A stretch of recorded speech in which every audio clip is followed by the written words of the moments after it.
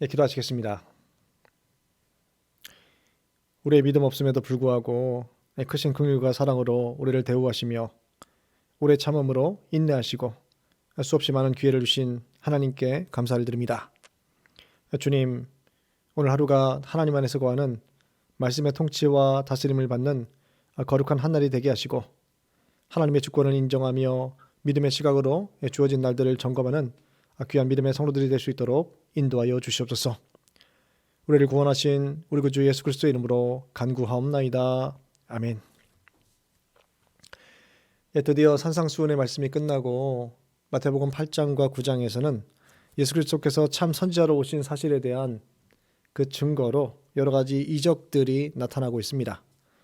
메시아 사역을 확증하는 두 가지의 그 내용이 존재하는 것이죠. 하나님의 말씀의 가르침과 바로 이적의 역사가 바로 그것입니다. 예수님이 여러 가지 표적에 의한 증거 사실로 자신이 참 선지자이시며 그리스도이심을 증거하시면서 온 우주 만물을 통치하시고 사제의 능력을 지니신 분이다라는 것을 이 이적을 통해서 증거하고 계십니다. 본장의 구조는 크게 두 부분으로 구분되고 있습니다. 1절부터 17절까지는 예언 성취의 증거로 나병 환자를 고치시고 또 백부장의 하인이었던 중풍병자를 고치시고 많은 병자들을 고치시고 베드로 장모의 열병을 고치신 사건이 기록되고 있습니다. 18절부터 34절까지는 만물을 통치하고 계시다라는 증거로 풍랑을 잔잔케 하시고 또 귀신 들린 자를 회복케 하시는 놀라운 그 기적을 보이고 계십니다. 우리는 오늘 두 가지의 대표적인 이적들, 나병 환자를 고치신 사건과 풍랑을 잔잔하게 했던 사건을 중심으로 하나님의 말씀을 받도록 하겠습니다. 마태복음 8장 1절의 말씀입니다. 예수께서 산에서 내려오시니 수많은 무리가 따르니라. 예수님은 유대 산악 지역에서 이 산상수훈의 말씀을 증거하신 이후에 이제 다시 일반 백성들 속에서 사역하시기 위해서 갈릴리 호수 근처로 내려오고 계십니다. 예수님이 산 위에서 말씀을 가르치시고 있는 동안 그의 소문이 각지로 퍼져나가서 사람들이 방방곡곡에서 예수님의 가르침을 듣기 위하여서 모이게 되었던 것이죠. 왜냐하면 그의 가르치심이 권위 있는 자의 가르침과 같았다라고, 즉 메시아 사역의 일환으로 사람들은 여기기 시작했던 것입니다. 산에서 하산하신 후에 새로운 사건과 조우를 하시게 됩니다. 바로 제사장들에게 나병으로 판정을 받은 한 환자가 예수님께 나오게 된 것이죠. 그가 다음과 같이 말씀을 드립니다. 주여 원하시면 저를 깨끗하게 하실 수 있나이다. 나병 자체는 대단히 혐오스러운 질병이었죠. 그래서 사람들은 나병 환자들을 가까이 하기를 꺼려했습니다. 의식적으로도 불결하다라고 이미 단정을 지었던 것이죠. 또 유대인들은 나병에 걸렸다라는 것은 죄의 그 결과로 하나님의 징계가 발생한 것으로 여기기도 하였습니다. 나병 환자는 종교적 위생적 관점에서 일반 대중과 철저하게 분리되었고 특정 장소에서 격리 생활을 해야 했습니다. 만약에 이를 어길 시에 심한 제재 조치가 들어오게 되는 것이고 심지어는 돌에 맞아 죽는다 할지라도 이것을 감내해야 했던 것이죠. 지금 이 나병 환자는 자신의 생명을 걸고 예수님 앞에 나온 것입니다. 예수님 역시 이 나병 환자를 만나 주신다라는 것은 대단히 모험적인 일을 하고 계신 것이죠. 예수님은 이렇게 잘못된 종교의식과 문화에 젖어 있는 사람들의 인식을 타파해주고 계십니다. 너희가 믿는 신앙은 실제로 하나님을 믿는 것과 아무런 관계가 없을 수 있다라는 것을 이러한 가르침을 통해서 인식의 전환을 행하고 계신 것이죠. 예수님 앞에 나아가기 위해서는 이 세속의 모든 욕망과 죄의사슬을 깨트리고 철저하게 주님만을 바라보며 주님께 집중하여 나아오는 것이 바람직하다라는 것을 이 나병 환자의 이야기를 통해서 말씀해주고 계십니다. 나병 환자는 예수님을 주여라고 부르고 있습니다. 퀴리오스, 퀴리에라는 이 단어이죠. 이 하급자가 상급자에게 절대적으로 충성할 때 부르는 존칭을 가리킵니다. 나병 환자는 예수님을 종교적인 랍비, 선생으로, 설교자로, 가르치는 자로만 보지 않고 자신의 삶의 근본적인 문제를 해결해 줄 수 있는 유일한 구원자이신 주님으로 인정하고 있습니다. 실제로 이 환자는 계속해서 고침을 받은 이후에도 예수님에게 가르침을 요구합니다. 나병 환자는 예수님의 주권을 앞세우며 간청하고 있는 것이죠. 원하시면이라는 표현은 나병 환자가 예수님이 자신의 병을 고치실 수 있는 능력은 당연히 있으신데, 중요한 것은 예수님께서 고치실지 고치지 않으실지에 대한 결정의 여부가 중요하다라는 것을 말씀하고 있습니다. 나병 환자의 강력한 예수님을 향한 신앙을 엿볼 수 있는 것이죠. 깨끗하게 하실 수 있나이다라는 표현은 대단히 충격적인 고백입니다. 왜냐하면 나병은 그 치료가 죽은 자를 다시 살려내는 것만큼 어려운 일로 간주되었기 때문입니다. 오직 하나님에 의해 보내심을 받은 사자만이 이 나병 환자를 고칠 수 있다라고 사람들은 믿었습니다. 이 일을 행하신 예수님의 이런 사실은 예수님께서 어떤 분이신지를 하나님이 보내신 분이다라는 것을 증명해주고 있는 것이죠. 마태복음 8장 3절의 말씀입니다. 예수께서 손을 내밀어 그에게 대시며 이르시되 내가 원하노니 깨끗함을 받으라 하시니 즉시 그의 나병이 깨끗하여 진지라. 예수님께서 이 나병 환자를 고치시면서 손으로 그를 만지고 계십니다. 구약의 규정에 빗나가는 놀라운 일을 행하고 계십니다. 그를 만지지 않으면 고치지 못하셔서가 아닌 것이죠. 예수님은 실제로 수많은 병자들을 말씀만으로도 고치기도 하셨습니다. 예수님이 그를 만짐으로 부정해지신 것이 아니라 예수님께서 그를 만짐을 통하여서 그가 정결하게 되었다라는 것을 강조하고 계신 것이죠. 이는 영적 의미로 예수님은 부정한 사람들, 죄인과 세리와 창녀들과 병자들과 버림받은 자들을 용서하시고 정결케 하시는 이스라엘의 전통적인 과거부터 이어왔던 메시아 사상의 그 메시아이심을 증거하고 계신 것이죠. 23절부터 27절까지 풍랑을 잔잔케 한 사건이 기록되고 있습니다.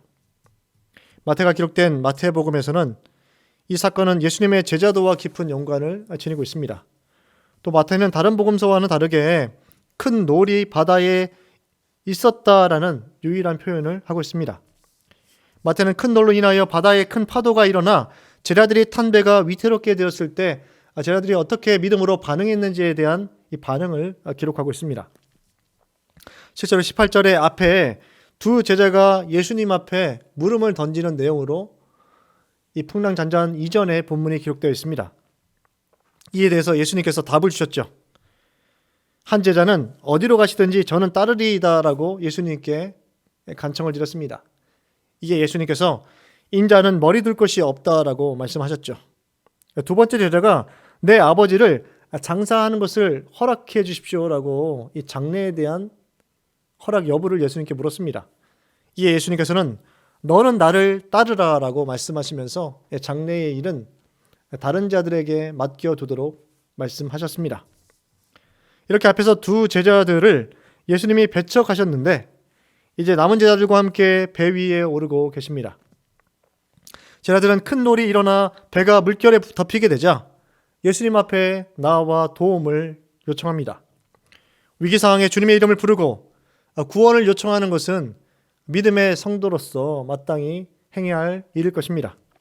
그러나 이러한 모습에도 불구하고 아직도 온전히 예수님을 신뢰하지 못하는 제자들의 모습을 우리는 여기서 살펴볼 수 있습니다. 믿음이 있지만 여전히 불안과 걱정을 극복하지 못한 연약한 믿음의 수준을 드러내고 있는 것이죠. 마태복음 8장 26절의 말씀입니다. 예수께서 이르시되 어찌하여 무서워하느냐 믿음이 작은 자들아 하시고 곧 일어나사 바람과 바다를 꾸짖으시니 아주 잔잔하게 되거늘. 예수님은 제자들의 믿음 없음을 안타깝게 여기고 계십니다. 예수님을 주님으로 따르고 있지만 아직도 주님의 정체성에 대하여 예수님이 어떤 분이신지 그 수많은 이적과 기적을 체험하면서도 예수님을 온전하게 신뢰하고 있지 못한 모습을 보이고 있습니다. 여전히 성숙을 향해 나아가야 할 연약한 믿음의 수준에 있는 것을 안타까워하시는 것이죠. 어찌하여 무서워하느냐 믿음이 작은 자들아. 하나님의 아들 메시아가 배에 함께 타고 있음에도 불구하고 제자들의 시각은 전적으로 바람과 바다에 관심이 가 있었습니다.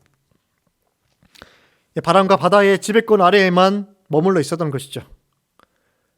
예수님의 꾸짖으심은 단순히 그들의 감정적인 공포와 위기의식 때문이 아니셨습니다. 잠재된 불신앙적인 성향과 의존적인 미숙한 신앙의 상태에 대해서 꾸짖고 계신 것이죠. 불완전한 믿음은 제자들이 예수님과의 관계를 확고히 하지 못한 데에서 빚어진 결과입니다. 예수님과 늘 동행하였지만, 예수님과 인격적으로 교제하였지만 깊이 있게 예수님을 신뢰하고 있지 못하였던 것이죠. 만약 제자들이 예수님과 일치된 관계성을 회복한다면 그들은 위험이나 질병, 죽음조차 초월하는 믿음을 지니게 되었을 것입니다. 예수님은 그 모든 것을 초월하여 계신 만유의 주인이시며 만유의 통치자이십니다. 믿음이 작은 자라는 표현은 믿음의 양이 작다라는 것이 아니라 믿음의 질이 대단히 낮다라는 의미를 포함하고 있습니다. 사물의 내면을 깨닫지 못하고 그 겉만, 그 표면에만 주목하고 있는 이 상태를 지적하고 있는 것이죠. 예수님의 한마디에 바람과 바다가 잔잔하게 됩니다. 천하 만물, 모든 피조물들이 예수님에 의해서 그 명령을 받아들이고 그 명령에 절대적으로 순종하는 모습을 보여주고 있습니다. 생명의 주인 되시며 모든 만물의 통치자가 되신 주님만이 우리의 참된 구원자가 되십니다. 우리 오늘 예수님을 온전히 신뢰하시고 우리가 받은 구원의 은혜와 하나님 나라의 자녀됨의 특권이 무엇인지, 또 죄와 사망의 권세를 깨뜨리신 주님의 위엄과 행사가 어떠한지를 깊이 있게 묵상하셔서 주님 안에 거하시고 주님과 동행하셔서 주님이 예배하신 모든 복과 은혜를 받아 누리시는 이 복된 한 날을 보내시기를 간절히 축원합니다. 이 시간 기도하실 때 세 가지의 기도 제목으로 함께 기도하겠습니다. 첫째로 생명의 주인 되시며 온 우주를 통치하시는 구원자 되신 예수 그리스도만을 믿고 신뢰하는 믿음의 성도가 될 수 있도록, 두 번째로 이제 홍해 작전을 앞두고 있습니다. 개인과 가정과 교회와 나라와 민족 앞에 홍해를 건너는 축복된 이 기간을 보낼 수 있도록, 세 번째 믿음의 다음 세대가 부흥하여서 교회가 내적으로 외적으로 성장할 수 있도록 이 시간 세 가지의 기도 제목으로 함께 뜨겁게 기도하도록 하겠습니다.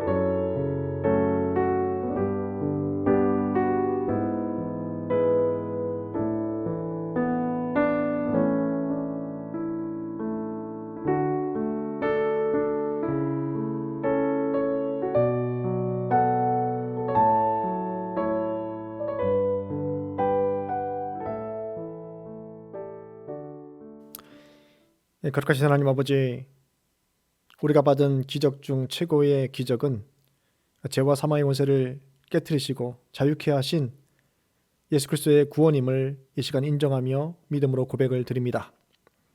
이 세상의 어떤 가치와 비교해도 값을 측정할 수 없는 최고의 선물을 이미 우리가 받은 바 되었음을 고백하며 감사를 드립니다. 주님의 크신 사랑과 긍휼에 이렇게 감사를 드립니다. 주님, 오늘도 주님을 찾는 믿음의 성도들의 삶의 영역 가운데 오사 하나님과 인격적인 사귐을 통해서 신앙의 질적인 성장이 있을 수 있도록 예수 그리스도를 온전하게 신뢰할 수 있는 믿음을 우리 모두에게 허락하여 주시옵소서. 교회를 온전히 회복시켜 주시고 우리 앞에 놓인 홍해를 주님의 크신 이적으로 건너는 오늘의 삶을 살아갈 수 있도록 인도하여 주시옵소서. 환우들에게 회복의 은혜를 내려주시고 주님을 더욱더 뜨겁게 사랑할 수 있는 마음을 허락하여 주시옵소서. 모든 믿음의 성도들의 간절한 기도에 응답해 주시고 하나님을 가까이 만나는 이 축복을 이 한날 누릴 수 있도록 인도하여 주시옵소서. 우리를 구원하신 우리 주 예수 그리스도의 이름으로 기도드립니다. 아멘. 하늘에 계신 우리 아버지, 아버지의 이름을 거룩하게 하시며 아버지의 나라가 오게 하시며 아버지의 뜻이 하늘에서와 같이 땅에서도 이루어지게 하소서. 오늘 우리에게 일용할 양식을 주시고 우리가 우리에게 잘못한 사람을 용서하여 준 것 같이 우리 죄를 용서하여 주시고 우리를 시험에 빠지지 않게 하시고 악에서 구하소서. 나라와 권능과 영광이 영원히 아버지의 것입니다. 아멘.